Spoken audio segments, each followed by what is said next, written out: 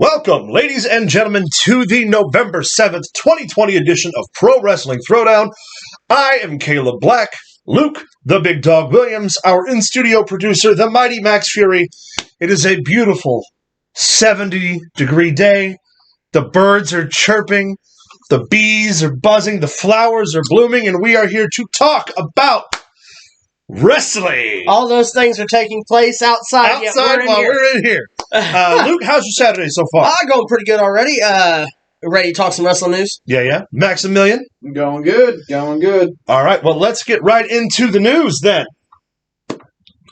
Take it away. All right. Paige come out yesterday. Yes. And detailed the what it was like to be Alberto Del Rio's girlfriend. Oh, my goodness. Which, if for those of you who don't know, Alberto Del Rio has is in just a serious been amount of trouble. sentenced to prison for basically abusing violently one of his other partners. Said that a day in her life during the relationship was being basically locked in a hotel room for 6 to 7 hours at a time, basically waiting for her next beating. It's horrible. People like Alberto Del Rio need to be shot. Firm believer in that. Quartered, drawn, have boiling oil, tar, and feather. And yes.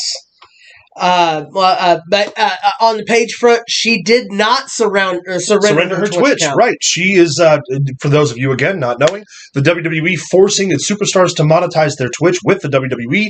Many superstars opted to just close their Twitch streams altogether, but Paige is not doing neither. She's neither allowing the WWE to take control, and she's also not surrendering her Twitch. So it'll be really interesting to see what happens, because she's really the first person who stood up and said, no, fuck that. I'm not doing that. Yeah. And I hope that more people jump on that bandwagon. A lot of them have closed their Twitch accounts. A lot of them have surrendered it over, so to speak. It's a shame, but I mean, it is a shame. Yeah.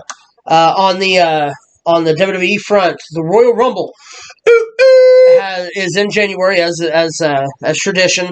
This year, they decided they're going to do something different, and they're going to try to allow to bring fans in for the first time. Well, they've been entertaining the idea of doing outside shows in Florida for a while now. So if that holds, we could be looking at a return to some in-person wrestling venue with the Royal Rumble in January.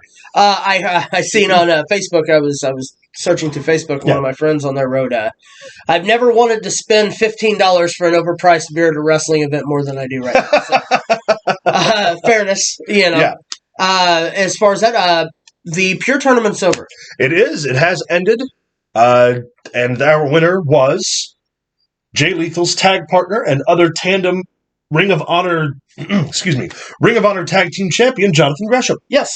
Which makes him a tandem champion, which we've been seeing a lot of in wrestling lately.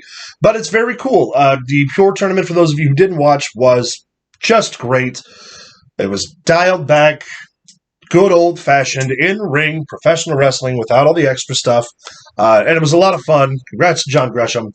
Want to talk about some more news? Well, we can cover a lot more of that in This Week in Wrestling segment coming up. But there is a lot to talk about. We have the AEW Full Gear pay-per-view pre-show. We've got This Week in Wrestling coming up. We've got a couple of great segments. So thank you for tuning in. Stay tuned.